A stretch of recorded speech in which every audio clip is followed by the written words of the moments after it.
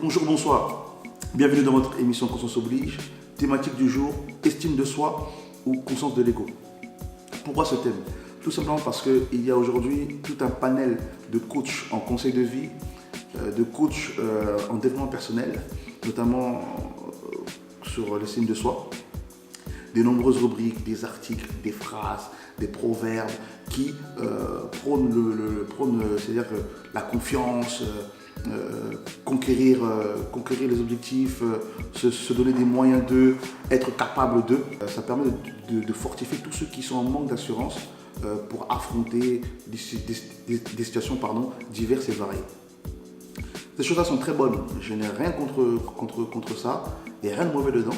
Mais la nuance que je vais apporter via cette chronique-là, c'est que si l'estime de soi est mal enseignée, ou si cela est mal interprété par ceux qui écoutent, on peut subtilement basculer dans ce qu'on appelle la conscience de l'ego.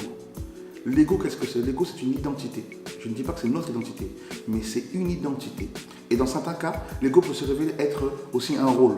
Parce que, par ailleurs, l'ego est aussi appelé personnage. Il est l'interprétation de ce que nous croyons ou pensons être à tort. L'ego, c'est quelque chose qui se cherche, enfin qui se défend tout le temps, qui cherche à prouver tout le temps, qui interagit avec la société dans laquelle il est dépendant de l'opinion publique, dépendant de ce que l'autre peut penser ou pas, dépendant de ce que l'autre peut dire de lui ou pas.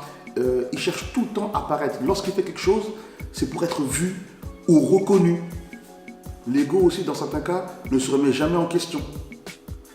Jamais se remet en question. C'est-à-dire que s'il blesse quelqu'un, il ne va jamais se poser la question mais pourquoi la personne est blessée ou se dire que j'ai déconné, j'aurais pas dû faire ça, je demande pardon. Il n'est jamais dans ce genre de remise en question.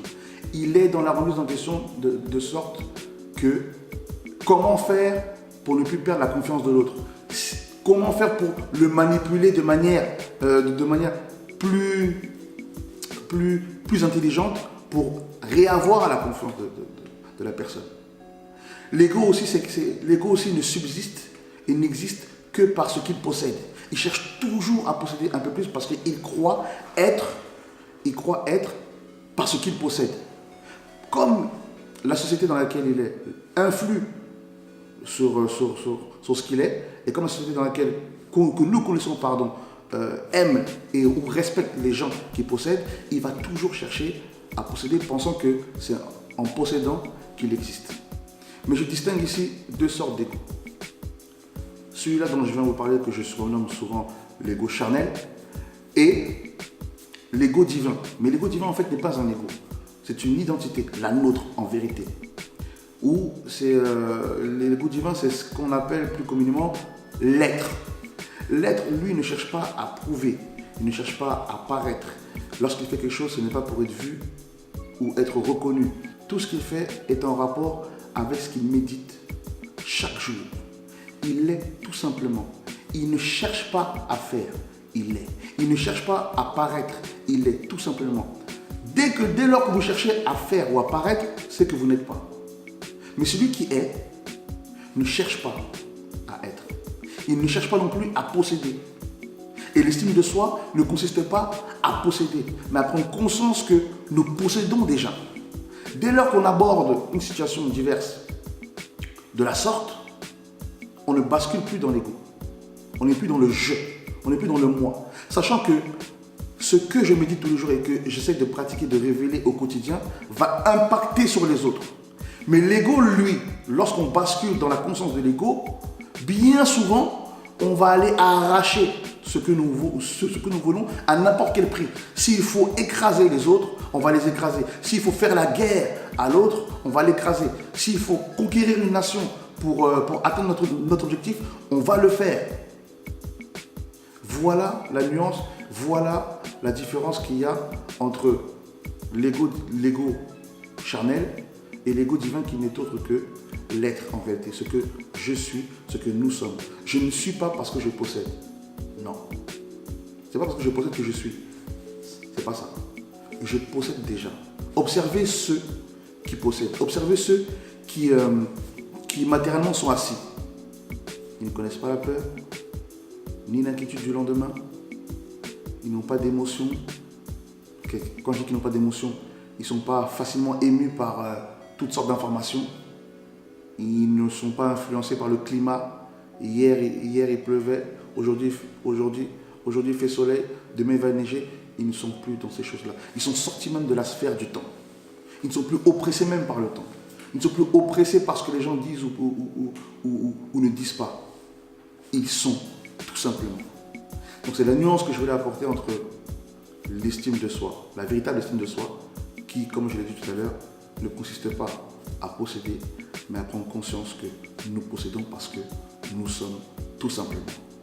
C'était Benson pour Chronique Conscience Oblige. Je vous donne rendez-vous le mois prochain et n'oubliez pas notre débat mensuel sur les ondes de Nouveau Radio. La chronique sortira d'ici 1 ou 2 semaines. On se dit à très bientôt. Konzo.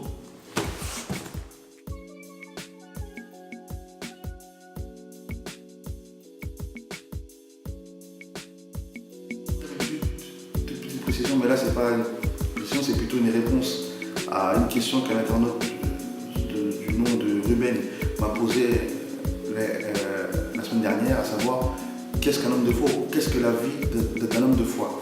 Alors pour essayer de te répondre, en toute humilité, selon moi la vie d'un homme de foi est une vie de déclaration, de proclamation et d'action de grâce. Proclamation, pourquoi? Il proclame ce qu'il désire tout en étant conscient que Dieu lui a déjà tout donné. Il ne dit pas que Dieu va me donner ou me donnera, mais il m'a déjà donné. Et parce qu'il m'a donné, je lui rends grâce. Je lui dis déjà merci pour ce qu'il m'a déjà accordé. Voilà, il n'est plus dans la recherche de quoi que ce soit, mais il est dans la ferme assurance que ce qu'il espère là se révèle dans les jours qui arrivent. Il l'a déjà, il possède. C'est ce que je disais tout à l'heure dans la chronique. En fait, celui qui sait qui il est prend conscience qu'il l'a déjà. Donc du coup, il ne cherche pas à posséder. S'il ne cherche pas à posséder, il est tout aussi serein que celui qui matériellement et physiquement possède. Donc voilà pour moi la vie d'un homme de foi. Il proclame, il parle parce qu'il est conscient que la parole a une forte importance, une puissante importance sur sa vie. Ça a un impact sur sa vie. Alors il veille sur ce qu'il dit, il veille sur ses lèvres, il veille sur la parole qui sort de sa bouche. Et il rend grâce à Dieu pour tout ce que Dieu est, pour lui, en lui et pour sa famille.